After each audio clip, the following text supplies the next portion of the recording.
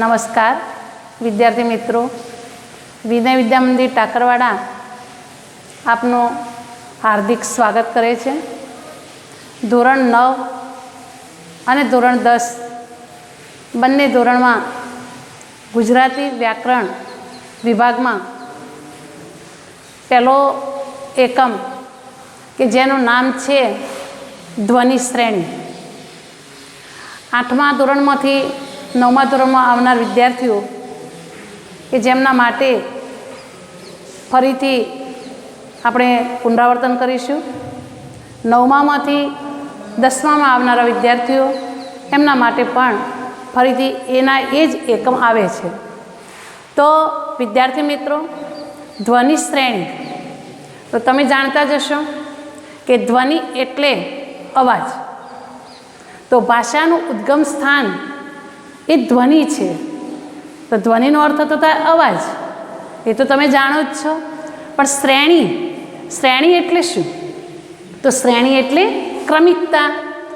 તો ધ્વનિ શ્રેણી એટલે શબ્દમાં સંભળાતા સ્વર વ્યંજનોને જુદા તારવવાની જે ક્રિયા થાય તેને આપણે શું કહીએ? ધ્વનિ શ્રેણી. તો ધ્વનિ એટલે અવાજ. આ અવાજો અનેક પ્રકારના હોય. પશુ પંખીનો અવાજ, વાસણ ખખડવાનો અવાજ, પંખાનો અવાજ, આવા ઘણા બધા અવાજો છે. આ અવાજ એ ધ્વનિ છે, છતાં આ અવાજથી ભાષા બનતી નથી. પરંતુ માનવ જે ધ્વનિ ઉચ્ચારે છે તેનાથી જ ભાષા અથવા એને વાણી પણ કહેવાય, તો ભાષા અથવા વાણી બને છે. ભાષાનું માધ્યમ હવા છે. માનવ શરીરના કેટલાક અવયવો કે ફેફસા, કંઠ, જીભ, હોઠ, આવા જુદા જુદા અવયવો જે છે એ ધ્વનિ ઉત્પન્ન કરવામાં મદદરૂપ થાય છે.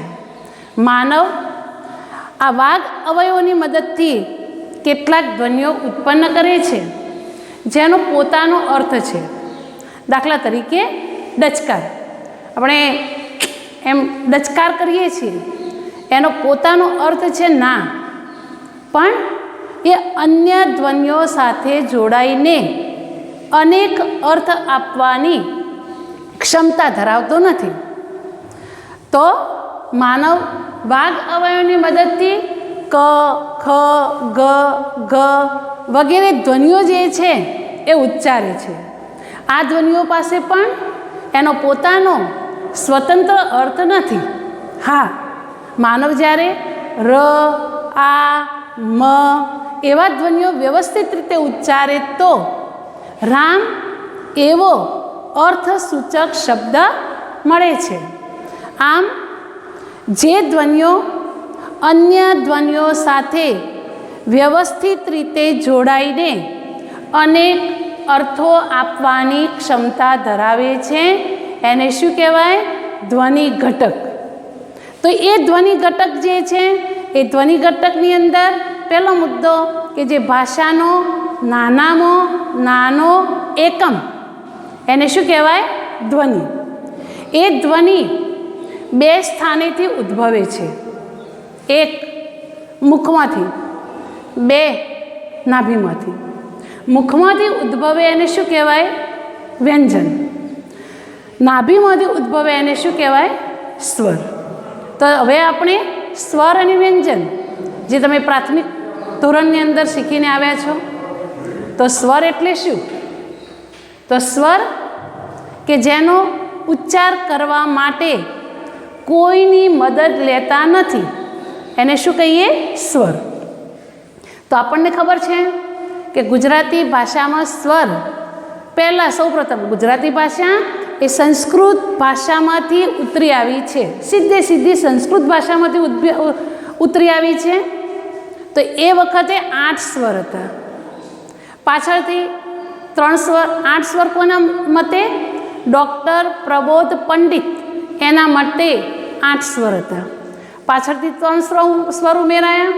એના પછી અમ અને અહ એ બંને પણ ઉમેરાયા. તો કુલ 13 સ્વર જે છે એ હાલની પરિસ્થિતિ પ્રમાણે 13 સ્વર છે. તો કયા કયા?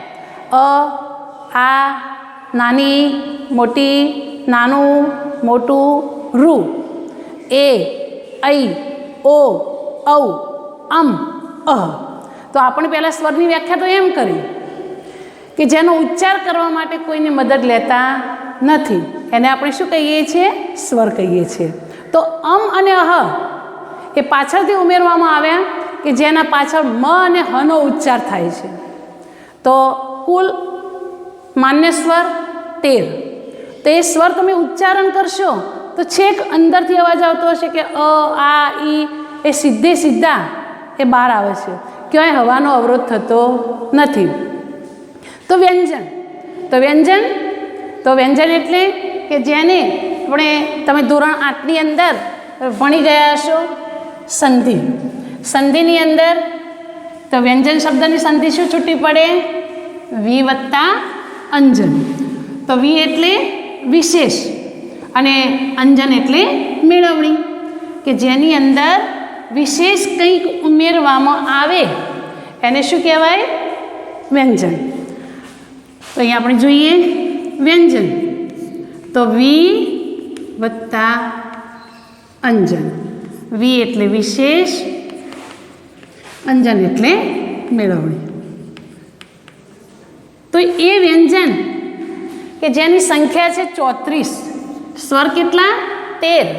તો વ્યંજન કેટલા? 34. તો એ 34 વ્યંજનની અંદર આપણે જોઈએ કક્કો તો તમે બધા જાણતા જ હશો કે જેને આપણે ક, ખ, ગ, ગ.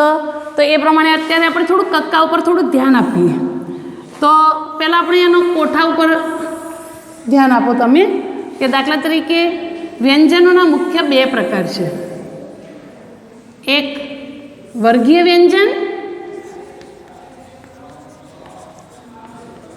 અને એક અવર્ગીય વ્યંજન.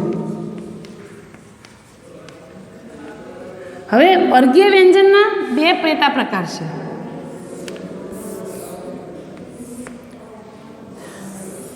એક નિરઅનુનાસિક વ્યંજન અને એક અનુનાસિક વ્યંજન. હવે એના પણ પેટા પ્રકાર પડે, ઘોષ, અઘોષ, અલ્પપ્રાણ, મહાપ્રાણ.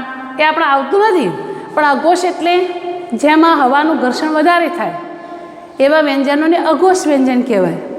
જેમાં હવાનું ઘર્ષણ ઓછું થાય એવા વ્યંજનોને ઘોષ વ્યંજન કહેવાય, જેને આપણે કઠોર અને મૃદુ કહીએ. અલ્પપ્રાણ અને મહાપ્રાણ. અલ્પપ્રાણ એટલે જેનો ઉચ્ચાર કરવા માટે હવાની જરૂર ઓછી પડે એવા વ્યંજનોને અલ્પપ્રાણ કહેવાય. મહાપ્રાણ એટલે જેની અંદર હવાનું પ્રમાણ વધારે હોય એવા વ્યંજનોને શું કહીએ? મહાપ્રાણ. તો આ નિરઅનુનાસિક વ્યંજન અને એમાં વાળી વર્ગની અંદર વર્ગમાં જે વહેંચાયેલા હોય એને વર્ગીય વ્યંજન કહેવાય. આગળ આપણે પ્રસ્તાવનામાં જોયું કે માનવ શરીરમાંથી જે જુદા જુદા વાક અવયવો, ફેફસા, કંઠ, જીભ, હોઠ, એ જે એમાંથી ઉચ્ચારણ થાય એને ચોક્કસ વર્ગની અંદર વહેંચવામાં આવે. કે દાખલા તરીકે કંઠમાંથી શું ઉચ્ચારાય? તો ક, ખ, ગ, ઘ. પછી તાલવ્ય, તો તાળવામાંથી ચ, છ, જ, જ. પછી મૂર્ધન્ય, તાળવાથી ઉપરનો ખાડાનો જે કઠણ ભાગ, તો એને શું કહેવાય? ટ, ઠ, ડ, ઢ. પછી દંત્ય, પ, ફ, બ, ભ. પછી ઓષ્ઠ, જેને આપણે હોઠ કહીએ, ઔષ્ઠ્ય. સોરી, ત, થ, ત, થ, દ, ધ. પ, ફ, બ, ભ. હવે તમે જો આ વર્ગીય વ્યંજનની અંદર નિરઅનુનાસિક, કે જે આપણે સીધો કે જેની અંદર અનુસ્વારનો આપણે બોલતા નથી પણ એમાં કોઈ અનુસ્વાર આવતો નથી. તો ક, ખ, ગ, ઘ, ચ, છ, જ, જ, ટ, ઠ, ડ, ઢ, ત, થ, દ, ધ, પ, ફ, બ, ભ. તો આ જુદા જુદા સ્થાનમાંથી આ કનો વર્ગ, તો પહેલોય વર્ગ કહેવાય. કના વર્ગનો કંઠમાંથી કનો વર્ગ, ચનો વર્ગ, ટનો વર્ગ, તનો વર્ગ અને પનો વર્ગ. આ જુદા જુદા વર્ગ.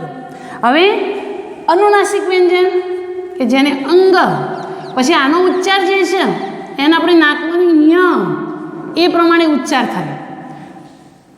અણ, ન, મ, જે નાસિકા દ્વારા જેનો ઉચ્ચાર થતો હોય એને અનુનાસિક વ્યંજન કહેવાય. મુખ દ્વારા ઉચ્ચાર થતો હોય એને નિરઅનુનાસિક વ્યંજન કહેવાય. હવે આ વર્ગની અંદર વહેંચી દીધા તો ક્યારેક જાહેર પરીક્ષામાં પણ એવો પ્રશ્ન પૂછાય કે વર્ગીય વ્યંજનો કેટલા? તો આમ 25 થાય, નિરઅનુનાસિક વ્યંજન એ 20 થાય, અનુનાસિક વ્યંજન એ 5 છે. હવે આપણે આગળ જોઈએ તો વર્ગીય વ્યંજન. હવે અવર્ગીય વ્યંજન કે જેને આપણે ય, ર, લ, વ, સ, શ, શ, હ, અળ આ જે છે કોઈ વર્ગની અંદર આવતા નથી. તો એને જુદી જુદી રીતે, દાખલા કે હ એને મર્મર ધ્વનિ કહેવાય, ય અને લ એ અર્ધસ્વર તરીકે ઓળખાય છે, આ સ, શ, શ એ સંઘર્ષી વ્યંજન તરીકે ઓળખાય. જુદા જુદા વર્ગની અંદર એમને સેટ કરેલા છે. હવે આગળ જેની અંદર ક્ષ અને જ્ઞ આ બંને જે છે એ જોડાક્ષર છે, જોડાયેલા અક્ષર, આ જોડાક્ષર છે.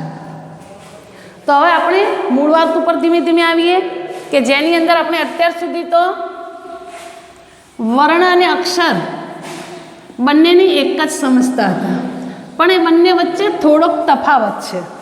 કયો તફાવત?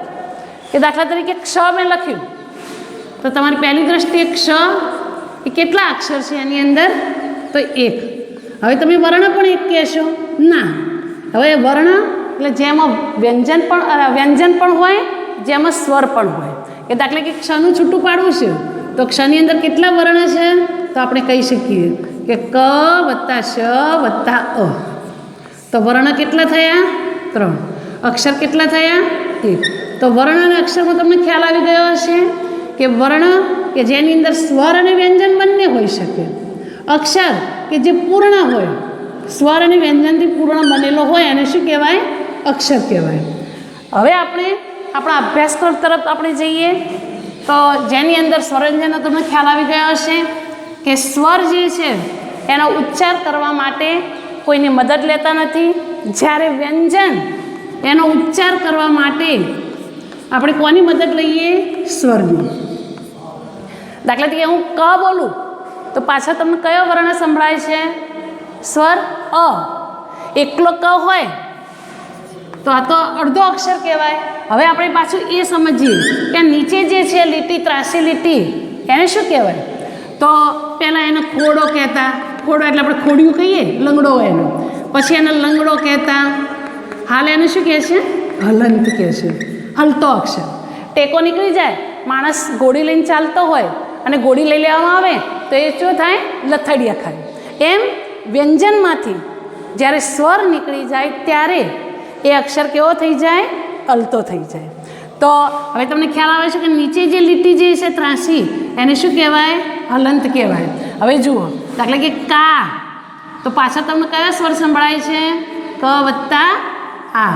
હવે તમે ક વત્તા આ કર્યું પણ નીચે જો હલંત ના કરો તો તમારો જો જવાબ પડશે ખોટો. નીચે ફરજિયાત જ્યારે અંદર એમાંથી સ્વર નીકળી જાય ત્યારે એ વ્યંજન કહેવાય. તો એમાંથી કની અંદરથી આ સ્વર નીકળી ગયો. દાખલા કે કી તો કીની અંદરથી ઈ સ્વર નીકળી ગયો. તો ખ્યાલ આવી ગયો હશે કે વ્યંજન એટલે જેનો ઉચ્ચાર કરવા માટે સ્વરની મદદ લેવી પડે તેને શું કહેવાય?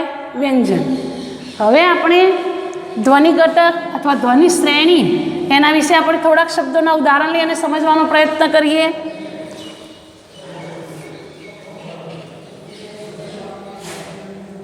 આપણે સરળ પરથી કઠિન, કારણ કે 9મા ધોરણની અંદર થોડુંક સરળ શબ્દો આવશે, 10મા ધોરણની અંદર થોડાક અઘરા શબ્દો આવશે. તો પહેલાં તો આપણે લઈએ ગિરધર. તો હવે એનું છૂટું પાડવું છે તો ગ વત્તા નાની, ર વત્તા અ વત્તા ધ વત્તા અ વત્તા ર. હવે આપણે સમજવાનો પ્રયત્ન કરીએ. તમને એમ થાય કે રની પાછળ અસ્વર છે તો ગુજરાતી ભાષા એ ફોનેટિક ભાષા છે. ફોનેટિક ભાષા એટલે જેવી એની જોડણી કરીએ, જેવું બોલીએ એવું જ લખીએ, એને ફોનેટિક ભાષા કહેવાય. અંગ્રેજી ભાષા એ ફોનેટિક ભાષા નથી, કારણ એનો ઉચ્ચાર અલગ થતો હોય અને લખવામાં આવે અલગ. દાખલા તરીકે બસ, તો આપણે બોલીએ છીએ બસ, પણ એનો લખીએ છીએ BUS. બુસ નહીં બોલતા, પણ શું બોલીએ છીએ? બસ. સ્પેલિંગ એનું શું થાય? BUS. અને એટલે ગુજરાતી ભાષા જે છે એ ફોનેટિક ભાષા, કે જેવી રીતે બોલાય એવી જ રીતે લખાય, એને ફોનેટિક ભાષા કહેવાય. ગુજરાતી ભાષા વ્યંજનાંત ભાષા છે, વ્યંજનનો અંત. કઈ રીતે વ્યંજનનો અંત? તો આપણે એ જોઈએ કે દાખલા તરીકે ર જે છે એ ર, એની પાછળ આપણે અ લખતા નથી, કારણ ગુજરાતી ભાષા એ વ્યંજનનો અંત કે પાછળ સ્વર આવતો નથી. માત્ર કોના માટે? આના માટે. દાખલા તરીકે હું લખું સાપ, તો આપણે એમ બોલીએ છીએ સાપ, અ પાછળ બોલતા નથી, તો એનું શું છૂટું પડે? સ વત્તા આ વત્તા પ. પણ હું એમ બોલું સર્પ, સર્પ બોલું, તો સની અંદર તો અ છે, પણ આ ઉપર જે રેપ છે એનું શું થઈ જાય? ર. નીચે શું છે? પ. આ જોડાક્ષર કહેવાય, માટે એની અંદર અ આવી શકે. હવે વચ્ચે આપણે બીજી વાત કરી નાખીએ કે ર જે છે એ જુદી જુદી રીતે લખાય છે. કઈ રીતે? તો જુઓ, એક ર તો આપણને ખબર છે, રમકડાનો ર. હવે આપણે જોઈએ, હું લખું કાર્ય, હું લખું કૃતિ, હું લખું ક્રમ. બરાબર સમજજો. કાર્ય, તો અહીંયા રનું ઉચ્ચારણ થાય છે. આ જોડણીમાં પણ તમને ખ્યાલ આવવો જોઈએ કે જે ર બોલાય, જો રેપ બોલાય, એના પછી પહેલાં રેપ આવે, પછી જે તે વર્ણ આવે. તો તમે જુઓ, કાર્ય, તો કની અંદર આ સ્વર છે તો તમને ખ્યાલ આવી ગયો. પછી આપણે ર બોલીએ છીએ કે ય બોલીએ છીએ? તો ર બોલીએ છીએ. તો રેપ બોલાય એ પછીના અક્ષર ઉપર જ રેપ આવશે. દાખલા કે આશીર્વાદ જોડણી આપણે જોઈએ, આ શી ર, ર ક્યાં બોલીએ છીએ? અહીંયા. તો ઘણી વખત આપણે જોડણી સુધારતા આપણે શું કરી નાખીએ છીએ? આશીર્વાદ. પણ આશીર્વાદ નહીં, જો ર બોલાય એના પછીના અક્ષર ઉપર જો છે એના ઉપર જ રેપ આવશે. તો આ શી, આ ર બોલ્યા તો વ ઉપર રેપ આવે. અહીંયા બોલતા હોઈએ તો અહીંયા આવે. તો અહીંયા કાર્ય, તો કા પછી ર બોલાય છે અને એના પછી ય, તો પહેલાં શું આવશે? ર. પછી શું આવશે? ય. હવે આ જોડાક્ષર કહેવાય, માટે એની અંદર અ આવશે, કારણ કે કાર્ય પાછા અ બોલીએ છીએ, પણ કામ તો પાછા અ બોલતા નથી. હવે જુઓ, કૃતિ, તો ક્રુ, આ ક, આ નીચેની રેપ જે ઋષિનો રૂ હોય, ઉપરની રેપ હોય એને શું કહેવાય? ર કહેવાય. પણ નીચે રેપ હોય એ કયો હોય? ઋષિનો રૂ. આ શું છે? સ્વર કે વ્યંજન? તો આ સ્વર છે. તો ક વત્તા શું આવશે? ઋષિનો રૂ. ત વત્તા ઈ. બોલવાથી ખ્યાલ આવે, ધ્વનિ શ્રેણી મનમાં કૃતિ, કરુ, તી, તો ઈ. હવે ક્રમ, જુઓ, આ ત્રસી લીટી આવી, તો પહેલાં ર બોલીએ છીએ કે પહેલાં ક બોલીએ છીએ? તો પહેલાં શું બોલીએ છીએ? ક. તો આપણે કનું છૂટો પાડીએ, પછી આ ત્રાસી લીટીનો શું થાય? ર. હવે એની અંદર આ સ્વર તો છે જ, પણ આ મ, ક્રમ, તો મની અંદર છે નહીં.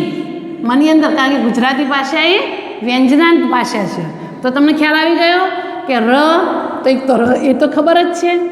ઉપર રેપ હોય તો ર થાય, પછી નીચેનો અક્ષર વર્ણ આવે, પછી એમાં સ્વર હોય છૂટો પડે.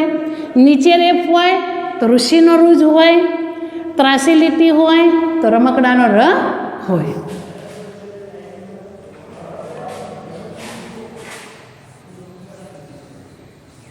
હવે આપણે થોડા અઘરા શબ્દો ઉપર જોઈએ કે શું શું છૂટું પડે. તો જુઓ, ક્ષ તો આપણે જોયું, ક્ષ, તો એનું શું થાય? ક વત્તા ષટકોણનો શ વત્તા, ભાઈ આ ષટકોણનો શ જ થાય, સરળાઈનો કે સઘળીનો સ ના થાય, ષટકોણનો શ. એ પ્રમાણે જ્ઞાની અંદર તમને એમ થાય કે ઘન ન આવે છે, ના, એની અંદર શું આવે? જમરૂખનો જ વત્તા આપણે પેલા અનુનાસિક વ્યંજન આપણે બોલ્યા, કયા કયા બોલ્યા? અંગ, ઈય, જ, ઈય, અણ, ન, મ, આ પ્રમાણે. તો તમે જુઓ, જ્ઞ, તો આપણે શું બોલાય? જ, ન્ય અને અ. હવે દ્ય દ્ય તો આની અંદર બે છે. આપણે ધ્ય બોલી છે, આપણે બોલાય ને કે વિદ્યા વિદ્યા બોલે છે, વિદ્યા નહીં વિદ્યા. તો શું થાય? દ અને આ દ છે, નીચે દ છે અને ઉપર શું છે? ય. તો દ વત્તા ય અ. હવે ક્યારેક આ રીતે હોય તો આ શું કહેવાય? આ દ છે, દની અંદર શું છે? વ છે, આની અંદર અ છે. પછી ત્રાસી લિપિ, તો આ શું છે? દ છે, એની અંદર શું છે? ર છે અને એની અંદર અ છે. એવા આટલા કેટલાક શબ્દો જે છે એને બરાબર સમજવાના. હવે ચલો આપણે લઈએ અઘરો શબ્દ બ્રાહ્મણ. બોલવાથી ખરો બ્રાહ્મણ, પહેલાં ભ બોલીએ છીએ પણ ભ લખાય નહીં. શું લખવાનો? બ. પછી આ ત્રાસી લીટીનું શું છે? ર. પછી શું છે? આ. પછી હમ બ્રાહ્મણ, તો પહેલાં શું આવે? હ. પછી શું આવે? મ. એની અંદર અ. અને અણ ગુજરાતી ભાષાએ વ્યંજનનો અંત છે, તો અણની અંદર અ છે નહીં. એટલે આ પ્રમાણે થોડાક શબ્દોને મનથી આપણે સમજવાનો પ્રયત્ન કરીએ તો એનો ખ્યાલ આવશે કે કઈ રીતે ધ્વનિ શ્રેણી એટલે ધ્વનિઓનો જુદો જુદો ક્રમ જે છે એ કઈ રીતે, પણ નીચે ફરજિયાત હલંત હોય તો જ તમારો જવાબ સાચો પડે, નહીં તો તમારો જવાબ સાચો પડે નહીં. હવે આપણે કેટલાક પાઠ્યપુસ્તકના ઉદાહરણ જોઈએ. દાખલા તરીકે વૈષ્ણવ છે, તો હવે તો તમને ખ્યાલ આવી ગયો હશે કે વ વત્તા ઐ. પહેલાં તો સ્વર મોટો હોવો જોઈએ. સ્વરની અંદર કઈ રીતે છૂટું પડે? તો ઐ સ્વર છે. પછી અણ એ શ એ અડધો છે, શ એ અડધો છે, એની સાથે અણ જોડાયેલો છે. અણની અંદર અ છે, પછી વની અંદર અ છે, જની અંદર અ છે, પછી નની અંદર અ છે નહીં. હવે દરેકનું એક એક ઉદાહરણ આપણે જોઈએ નિયમ પ્રમાણે. તૃષ્ટિ, તો નીચે રેપ છે માટે એને શું થાય? ઋષિનો રૂ. પછી તો ષટકોણનો શ, પછી ઈ. હવે દૃશ્ય, આપણે અત્યાર સુધી શું બોલતા? દ્રશ્ય. દ્રશ્ય નહીં પણ દૃશ્ય. ધ્રુવ એટલે દ, એની અંદર રેપ છે. આમ તો ખરેખર આમ લખાય, આ દ અને રેપ આમ કરાય, પણ આપણે